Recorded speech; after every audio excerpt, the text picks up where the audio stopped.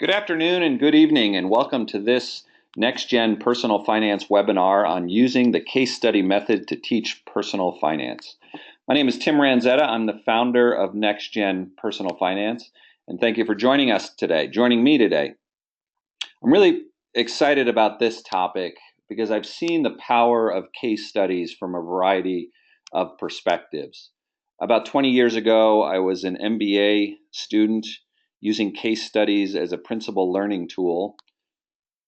As a case writer here at Next Gen Personal Finance, we currently have a library of 10 case studies that have been written, and that's been a lot of fun to put together. And then finally, as a teacher, getting the opportunity to implement these case studies in the classroom. So I've seen firsthand the power of it, both as a learning device as well as something that's real enjoyable to teach also, where you're playing the role of facilitator in leading a case study discussion. So real excited to be able to share that with you today. Wanted to go over a couple of housekeeping items first. My goal is to keep this to 45 minutes. If you have any questions as we proceed, there's a question button, I believe, on the right-hand side. I'll hold Q&A until the end of the session.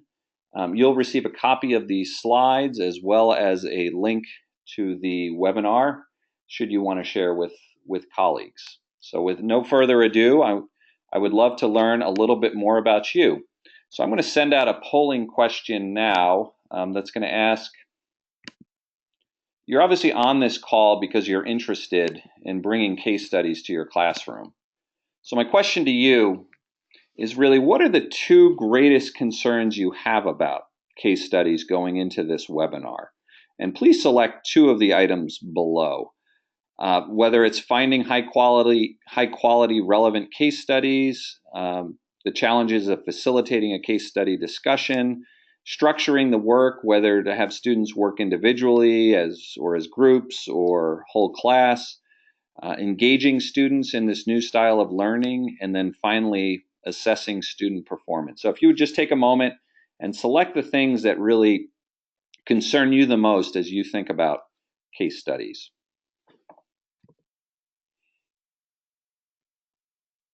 Looks like about 2/3 of you have voted, so I'll give you another, say, 5 seconds.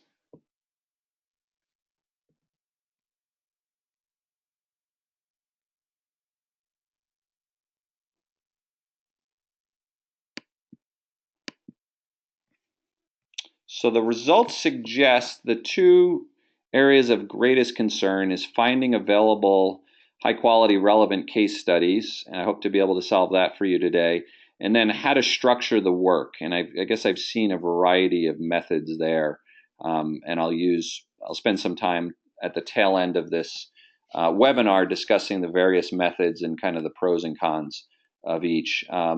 It is notable also that many of you indicated how to engage students in this new style of learning, which I think is it is something new. Students have to kind of get away from being passive consumers of information to being active learners. So that can be a switch. But I think while that is a transition, I've seen the level of engagement really pick up in the classroom when I've implemented these case studies. So thank you for responding to that. We'll move on from there. So in terms of the agenda today, pretty simple. I want to give you kind of a brief definition of what a case study is, and then discuss the various elements of a case study. So the purpose here is really, there may be some DIYers out there, do-it-yourselfers, who are interested in writing your own case studies because you feel like there's a paucity of them currently available. So I'll break out for you all of the elements that I think make a good case study. And I'll do that by showing you examples from our case study library. Third point is, how do you facilitate a case study discussion? So I'll kind of pull some great resources to describe both how to lead and facilitate a discussion as well as how to prepare your students. And then finally, I'll give you some ideas for additional case study resources that you can take a look at your leisure. So what makes a good case study? This is a quote from a college professor who described a case study as the vehicle by which a chunk of reality is brought into the classroom to be worked over by the class and the instructor. A good case keeps the class discussion grounded upon some of the stubborn facts that must be faced in real life situations. So I just highlighted two areas, or with bold face. One, this process of working over a case by the class and the instructor. And in this case, the class is really driving the learning and the instructor is merely facilitating. And having had some just incredible professors in graduate school, I've seen how delicate a balance this is, or how important that role of facilitator is in terms of keeping the discussion on point, keeping it moving. But it really is the students and the instructor working together to go over the case. And then the second part is obviously the real life situations. It's a criticism students often feel in a lot of other coursework. How am I going to use this in real life? And I think taking the concepts of personal finance and applying them to real life situations is what they find engaging. So here are the benefits. I know to some extent I'm preaching to the choir here in terms of what the benefits of case studies are. I think it's important, though, to, as you think about investing your time and effort into bringing this new tool into the classroom, just to remember kind of all the positives that come out of it. I like I'll just emphasize one point, which is the holistic approach to case studies. We often think of personal finance or other academic subjects in units. There's a unit on saving, a unit on investing, a unit on the banking system, when our financial lives are much more intertwined, and a credit decision is going to have an impact on a budgeting decision, which is going to have an impact on how much we save. And I think case studies allow you to create much richer problems for students to solve and to see the interrelationships between the various units of personal finance. So that's some of the benefits. In terms of the elements that I'm going to discuss today, I break them into two sections. One is kind of any case study typically has what I would describe as the basics. So there's a role. So there's several characters in the case, and students are asked to take on a role. And within the Next Gen Personal Finance case studies, students take on roles such as a college counselor, financial aid advisor, a credit counselor for somebody who's in trouble, a friend who perhaps is a little bit more sophisticated in their financial knowledge, a friend helping a friend out. And so there's an opportunity for a student to take on a role. There's a conflict. This is what makes it, this is the hook. This is what gets people excited. This is why we go to movies, read books, watch TV shows. It's the conflict. And then there's the resolution of that conflict, what I call the decision.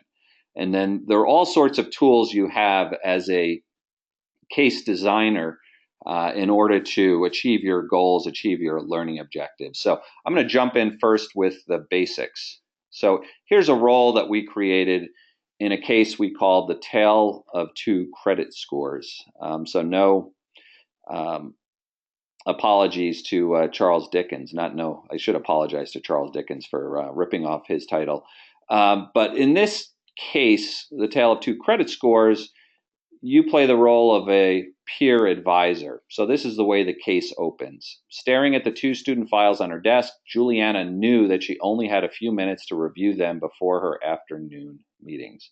Her role as peer financial advisor at her college was to help students with their financial issues. So we're putting students right in the role, kind of telling them to raise their game because they're going to be advising a student.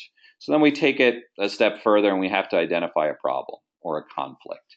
And so this is, again, from that same case study, the Tale of Two Credit Scores. In this case, Samantha is the student that is being advised. She comes running to the office with a sheet of paper that is a rejection letter from a landlord. And here's what she has to say. How could this happen to me? How could they not rent this apartment to me? I've always been responsible in all aspects of my life, including my personal finance. I have a great job lined up after graduation in Tampa and loved this apartment complex. How can they not believe that I will be able to make this monthly rent payment? And so the conflict is designed to get students, into the case itself. And so this is often eye-opening to students, the fact that they think they're doing the right things by not taking out or not having a credit card or taking out any student debt. And so therefore they're being responsible and putting themselves in a good position. However, the irony is, in this upside down world we live in, if you don't have credit, then you don't have a credit score, which is often looked at by a wide range. And I think that often surprises students too, the fact that a landlord would be, or insurance companies often surprise people too. There's a long laundry list of people who look at credit scores. Anyway, the problem here is the student thinks they've been doing the right thing, and suddenly they get a slap across the face and told that they're, because they have a thin credit file or no credit, that they're not able to rent this apartment. So it's also raising the goal of this is to raise students' consciousness that there's this issue of how do I develop a credit score. And so then there's the decision. So in this case, the peer financial counselor has to come up with recommendations on how Samantha can improve or get a credit score, given that she's a credit novice. And so the way we have the peer financial advisor find this information is to go out and do a web quest, go out and do a Google search and find out ways to get a credit score, perhaps without a credit card if that's something that Samantha doesn't want, or just coming up with a laundry list or brainstorm list of ideas on how she can get a credit score to enable her to go ahead and get to rent an apartment. And you'll see other examples. Again, we have 10 case studies. I've just chosen a few here so you can see what decisions are being made in them. In our Bank on This case study, a student is selecting a checking account and also deciding whether or not to take on overdraft protection. Because I think oftentimes people sign the paperwork, don't realize what they're signing for. And overdraft protection is I believe, a $30 billion fee collected by banks. And so students may want to know the pros and cons of choosing that option. We have a case called Save Me, in which a student has to create a savings plan. They suddenly discover their parents tell them that they have to cover their own living expenses in college, so they've got to develop a savings plan for that. In our case study, How Do I Budget?, student has to go through and figure out spending patterns by collecting receipts from a month's worth of purchases. They look at where they're spending their money. They make adjustments to it in order to facilitate some savings and develop a savings plan. And then the last one, which is probably our most extensive case and most challenging one, really takes a much longer term view and has students select or develop a savings or investing plan for short, medium, and long-term goals. So we call that one Car, Home, Retirement, What's My Plan? Importantly, as we think about the structure of these cases, one of the things we've learned in developing these cases and using them in the classroom is how important it is to chunk this information. And so, the case studies I was used to in graduate school, where 5 to 7 pages, lots of charts and graphs and exhibits, and then really the questions, if there were any questions at all. To some extent, we had to figure out what the issues were without prompts or without leading questions. That was kind of the structure of the way we did things. That doesn't fly in a high school classroom, and we know that. And so what we've done is really chunk the case into usually 4 or 5 different chunks where they're presented with dialogue or they're presented with data, and then we ask them a series of questions. And then the case kind of builds on itself. So they identify the problem, and then they have to analyze, a variety of items, and through that analysis, they're starting to develop alternatives and then ultimately make a decision or make a recommendation on something. So that just kind of gives you a sense of the broader picture of how we structure these case studies, ultimately leading up to this point here, which is the decision. So now I'm going to shift gears and we're going to talk about the tools. And this is kind of the fun part of writing cases, as well as actually when you look at them and see all these tools you have at your disposal in order to achieve your learning objectives. So I'm going to ask folks to pay attention here, because I'm going to be hitting you with some additional polling questions shortly. So the first tool I'm going to talk about is dialogue. And so it's very normal in a story where friends are giving each other advice that there would be a conversation, or perhaps a student sitting down with an advisor. So in this case, we have the case is called Gimme Credit. and a student is talking to a peer advisor at their college and they want to get a credit card. And so bear with me as I kind of quickly read through this dialogue, this conversation that's taking place. I really feel like it's time for me to get a credit card. I learned how important it is to have a credit history when I kept getting turned down for an off-campus apartment my sophomore year. Every time a landlord pulled credit on me, they came up empty. Now that I'm 21, I can apply for a credit card without having my parents co-sign on the application. They would never agree to that. I hear that it's easy to land that first credit card, and I can't wait to apply. Once I get the card, I want to know what's the best way to boost my credit score. I heard from a friend you need to have a balance on your card, in other words, not pay off your card in full every month, in order to get a credit score. He also told me it's okay to be late every once in a while since credit scores are based on improving your payment habits and not whether you are paying every month on time. That seemed to make sense to me. So the polling question I'm going to ask you now is, which of the statements that were included in this dialogue are true? So take a moment to think about that. I just kind of went through a dialogue between a student and a financial advisor regarding credit cards.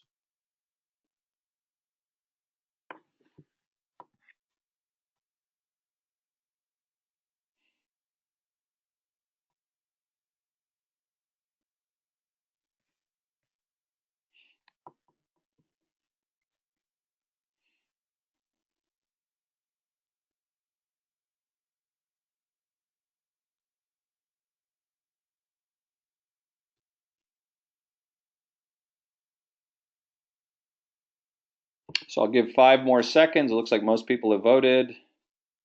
4, 3, 2, 1. So here are the results. Looks like I got some of you. So basically, I created that dialogue based on common myths that students have about credit cards. So in fact, the only true statement below is, now that I'm 21, I can apply for a credit card. I thought it was easy to land a first credit card too. Had a discussion with a couple of my nephews who were college age after the age of 21, and they lamented how difficult it was. So that forced me to do a little bit of research and discover that acceptance rates are, in the 30 to 40% range for those looking for their first credit card with no credit history. And if you do get accepted for a credit card, it's typically going to be for a very low credit limit. And so that's the trade-off. And the other point people raised, or actually that was the leading answer, was you need to have a balance on your card to get a credit score. I may not have worded that question properly. I guess it should have said you need to have a balance at the end of the month in order to get a credit score. That actually is not true either. If you pay off your credit card every month, that helps develop a payment history. And so as long as you have any balance whatsoever, but I think the point I was trying to get across is, you want to pay your credit card on time. You don't want to have a balance at the end of the month because you're going to be paying high interest fees, and you don't have to have a balance outstanding at the end of the month in order to have a credit score. You only need some record of a payment history. So this is a good dialogue, and basically the questions we have following this dialogue is having students underline the statements that aren't true. And we kind of, as you can see, we incorporate quite a bit about credit cards as well as credit scores in just one conversation that takes place. So that is interpreting dialogue.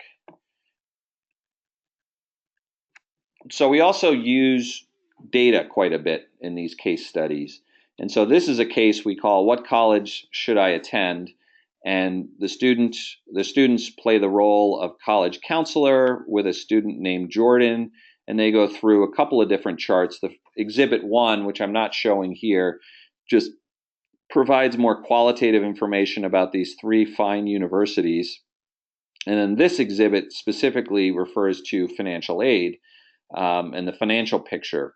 And so in this case, we have the student Jordan with the data in front of him make these statements, and then it's the job of the students acting as a college counselor to correct some of his thoughts. So Jordan is really excited. He really wants to go to Good Times U, and a couple of the reasons he states,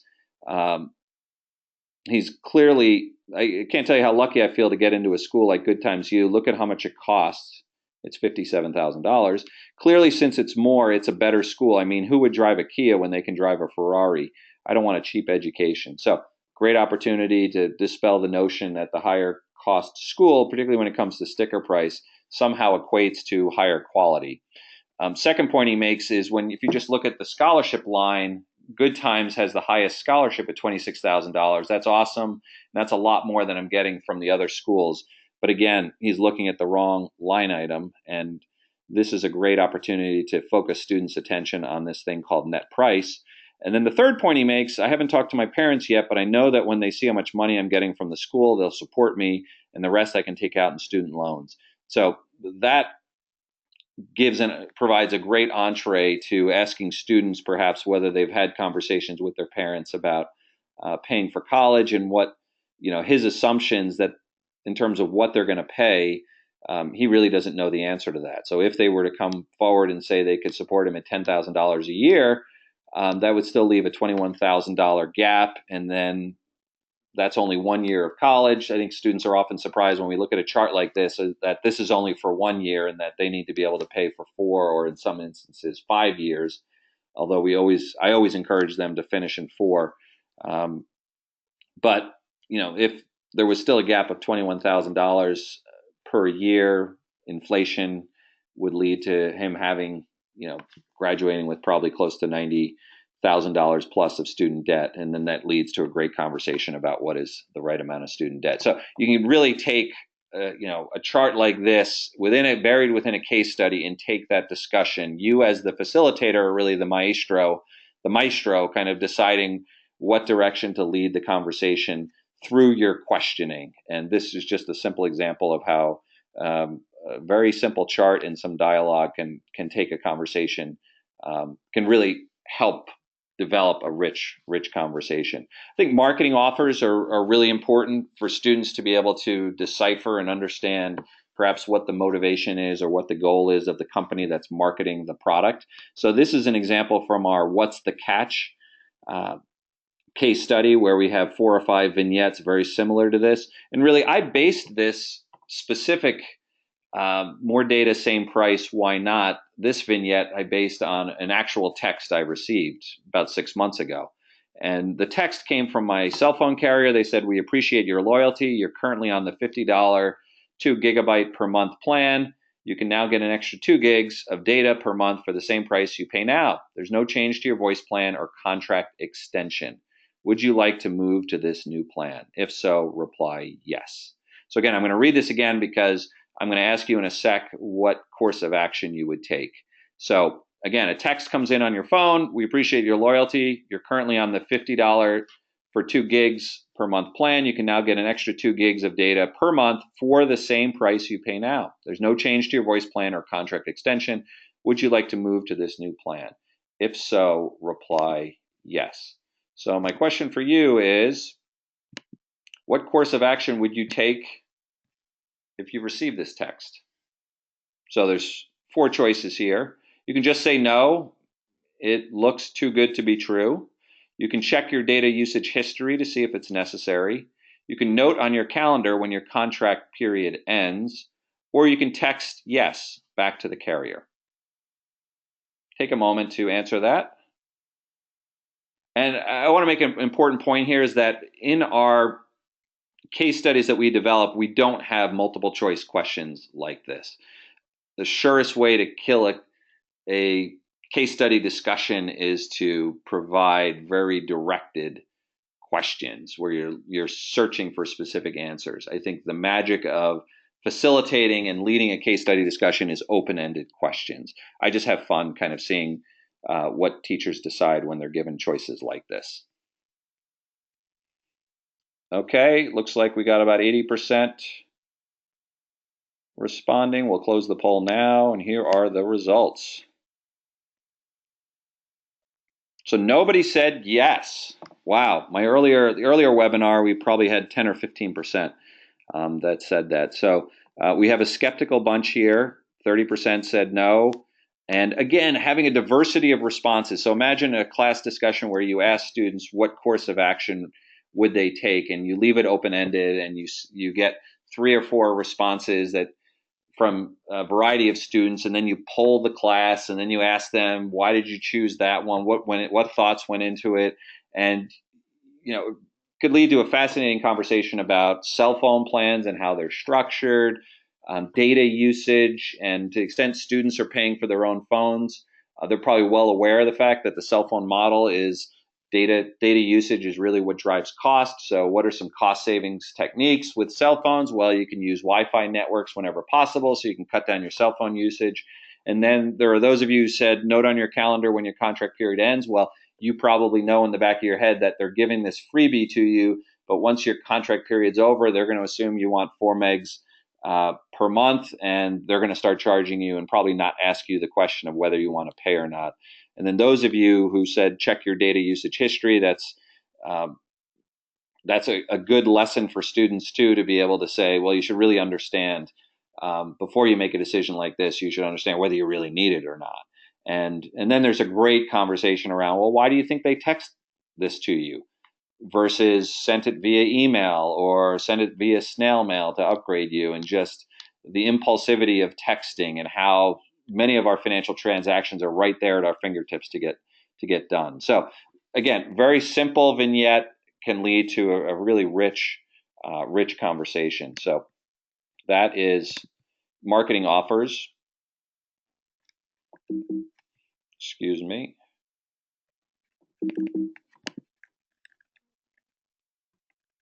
So then there's web quests, and I think you're all familiar with what web quests are, and we also include that in what's the catch as another vignette. Why I think web quests are so important is students need to learn, the concepts behind, or what's the best checking account, what's the best credit card. Those things are all going to change over time, and the business models for these financial service firms change in terms of how they make money, and students need to understand kind of the game behind the game.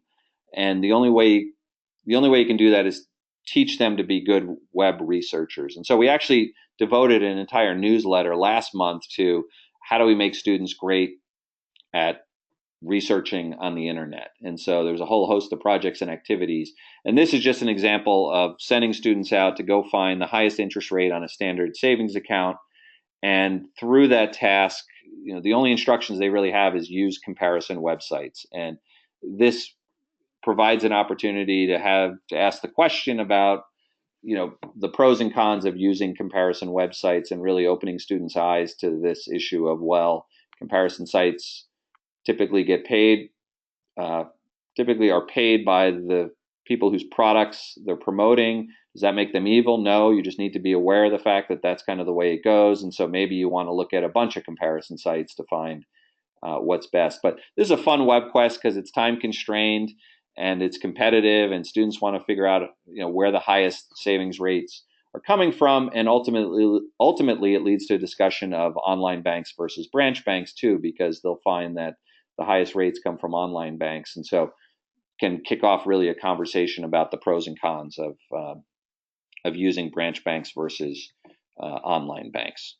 And also, they probably will to throw the question out there about why they think online banks are able to offer higher interest rates, and are they FDIC insured, which almost all instances they are, and just understanding that their business model is different. They're not saddled by the real estate that all of these branch banks have, and the fact that this business model is moving more and more digital. So actually being online offers them a cost advantage, which they then pass along through higher interest rates they offer on savings accounts. So final tool that I want to discuss is this idea of comparing alternatives, because I think ultimately that's a skill that I want my students to really have, that they're not making decisions based on brand name or what a friend says, but they're going out there and collecting information to be able to compare alternatives. So in this case, this is our case, Bank on This, where students are making a decision about a checking account. And I'm going to ask you to look really closely at this, because I'm going to ask you a question very shortly to make a decision on what you think the best bank is. And so we give them a lot of data here because the world is overflowing with data, and they need to learn to discern the signal from the noise. What do I mean by that? It's really figuring out what are the important criteria, what are the things that differ bank by bank, as well as what's really going to matter to them based on how they're going to use their account. And so a student may jump and say, interest rates, I'm going to make my decision based on interest rates. And then there's a good conversation about, well, if you put $1,000 in that account, what would 0.5 interest pay you over the course of a year? And it just so happens in this case, the fees are also a lot lower too. But when you think about checking accounts, are fees more important than interest rate? And really running this table allows you to run the numbers to very quickly realize which one is more important.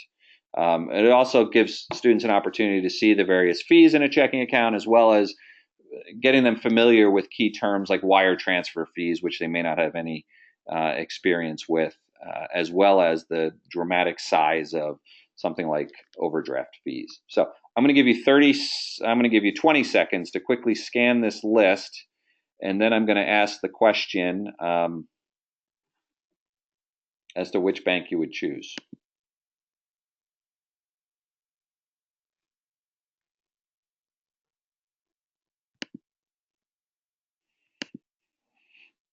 All right, here we go.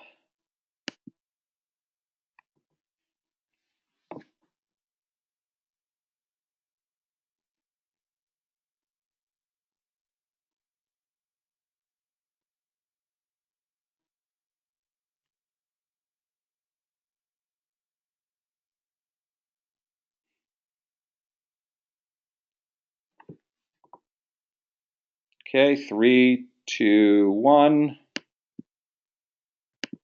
Here are the results.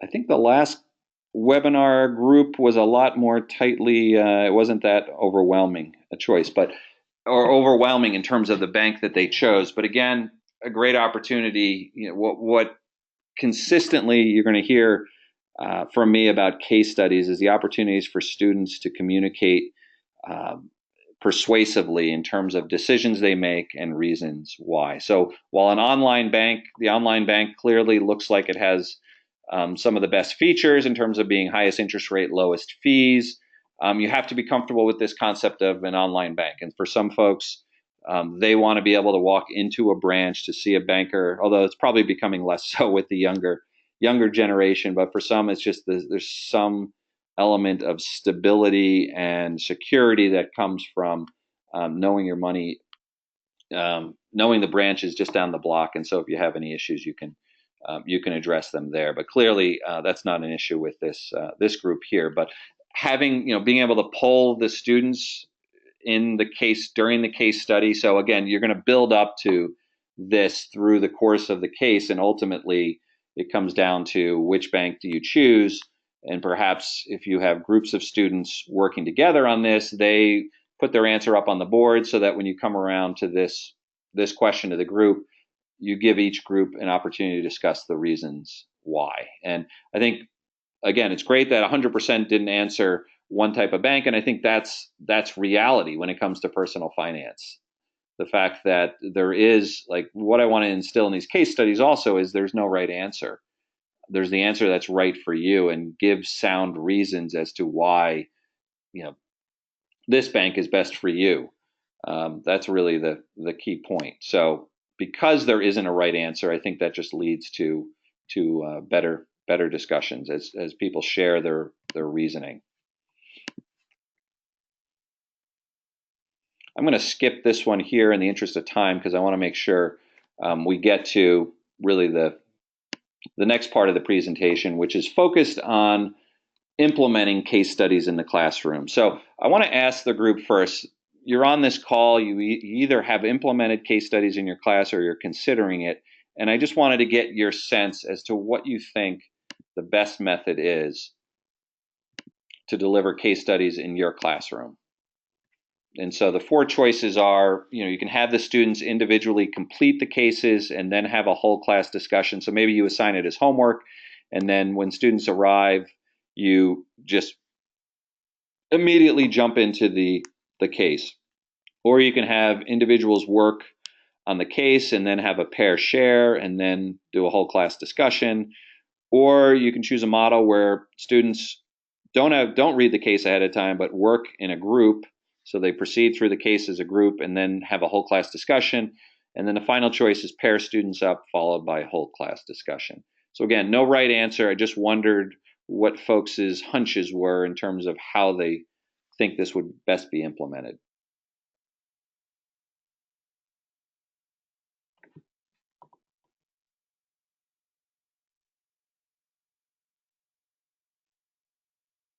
And as Richard Dawson used to say, survey says, interesting.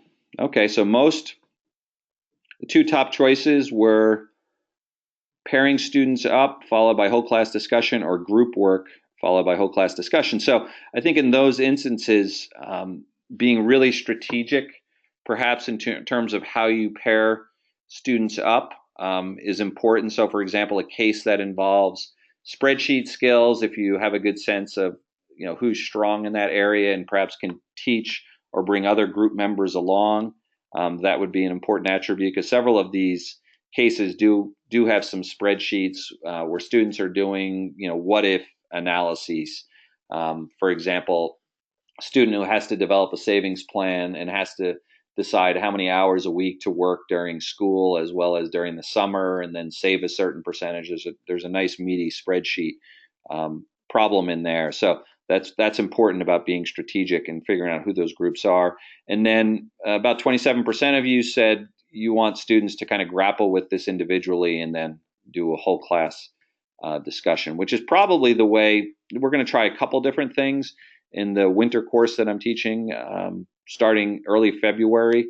We're going to try a couple of different things, but I would probably, and this is just my bias, I like when students struggle with this individually and then kick into whole class discussion, but I certainly see the merits of all the other methods too. So thank you for sharing that.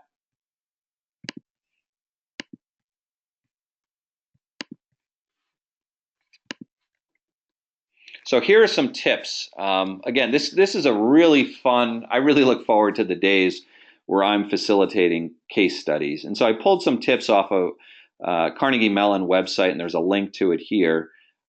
Important point is make sure students have time to review the case, and deciding whether or not you're going to have students read the case in class and then kick right into a discussion or have them do it as homework. I think that's kind of up to you in terms of your planning, but it's important that students are prepared, because the case study method lives or dies based on student preparation. And so making sure students have that opportunity to spend the time and really think through it is important. You want to use the opportunity. Let's say that you were going to have students read and really work through the case in a group. When they arrived, you want to do a brief introduction, as well as set expectations and guidelines on how they might approach it. And really importantly, if they're working in groups, and this is probably all very familiar to you and review, because I know personal finance teachers definitely have a bias towards project-based learning. So you have kind of your techniques already in place as to how to maximize or ensure that groups are most effective and efficient. This idea of having students present their solutions, again, most of these if not all these case studies involve a decision, and having students put those decisions up on the board. So when it comes time to that question, it's easy for you as the facilitator to point to a specific group and ask them to explain why they chose X or Y. As a facilitator, these case studies are great to move beyond the facts of the case and personalize them. So the student who's picking a checking account for the first time, to be able to throw out to the group, perhaps towards the tail end of the case, give students an opportunity to describe the process they went through picking a checking account. Well, did they go through any process whatsoever? Was it selected by a parent? Do they understand what the fees are? Have they overdrawn the account? Just their personalizing the experience. So you go from the case to their personal lives. I mean, I had Jonathan Clements, who wrote over 1,000 columns for the Wall Street Journal, the personal finance columnist, and I asked him what his most popular columns were, and he said those that wrote about his situation, where Jonathan perhaps was talking about his allowance strategy with his son and daughter, or decisions he was making about where to invest his money, but anything that personalizes this aspect of anything that personalizes finances is interesting to people. And so being able to take these case studies and apply to your students, I think really can kind of take the conversation to the next level. And then lastly, you want to make sure you take the time at the end to kind of synthesize the issues raised, highlight the key takeaways, and use that as an opportunity to close out that discussion. And that can be something you do, or ideally students over time, you feel very comfortable with them being able to synthesize the thoughts and bring a close to the conversation. I put this list together. I thought this might be a fun, almost bingo activity that as you're facilitating the conversation, I know that I often need, it's great for me to get reminders about different techniques that I can use to liven and spice up case discussions. And so here's a list of 20, and I've kind of highlighted those that I think are particularly applicable or work well in a case study discussion. So I give this to you, and kind of, if you can complete all 20, send me a copy of it, and I'll do a blog post about what a great facilitator you are. We can't forget about students, though.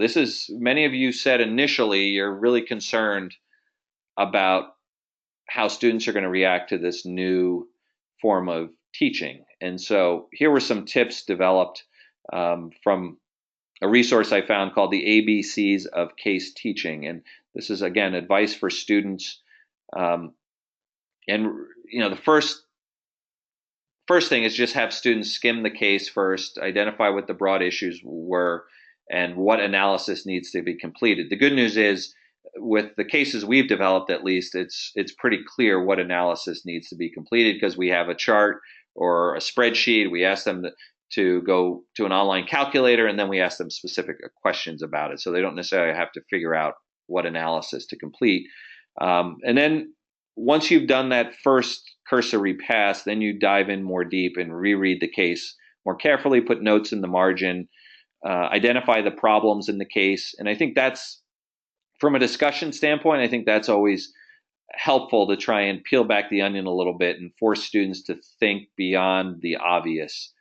For example, somebody who's having some serious debt issues, it's easy to identify that as the problem, but isn't it more interesting to kind of ask them, what do you think got them in trouble? What are the underlying issues that may be, where this is only a symptom of the problem, but there's something deeper, and how could they have avoided getting into that situation?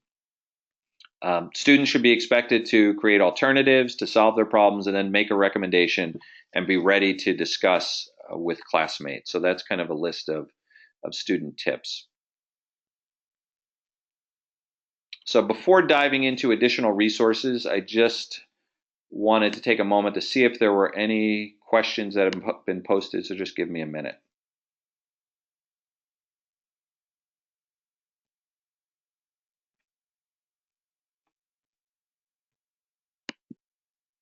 Okay, I don't see any. I wanted to make you aware of some other resources out there that you might find helpful.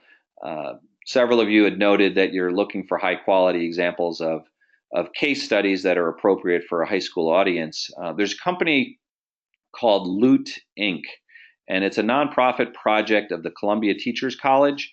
And it's a site that requires registration, but their case studies are free. And I really am impressed by the teacher guides that they put together to help guide the discussion, guide students through the process of doing their case studies. And I think they have somewhere between 8 to 10 case studies. Another place to turn is Rutgers Personal Finance course, which has 20 case studies listed. And again, you'll all get a copy of this presentation with these links.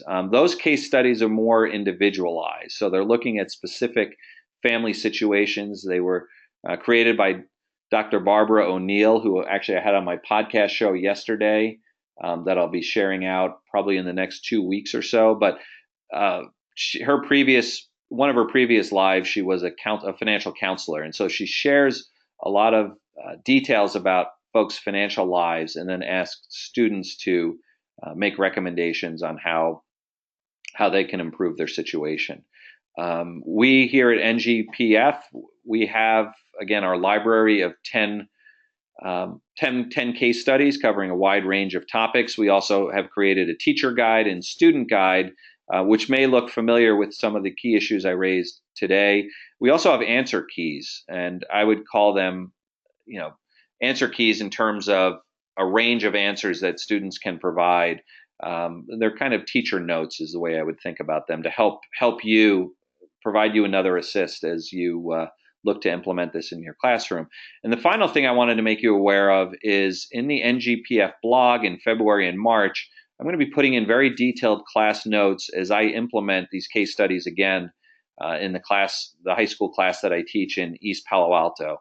And I want to be able to share that with the broader audience, and also share with you what works, what didn't work, share with you kind of key points of the discussion, just give you a guide to really help you and assist you as you look to implement. So with that, if there are no further questions, I want to thank you. I want to tie up this webinar and thank you again for joining me today. Please share with me. I'd love to hear how your experience works in the classroom with these case studies and any feedback you give. In addition, any case studies you'd like to see in the future, we'd love to develop those too. So thank you again for joining me, and have a nice evening. Bye-bye.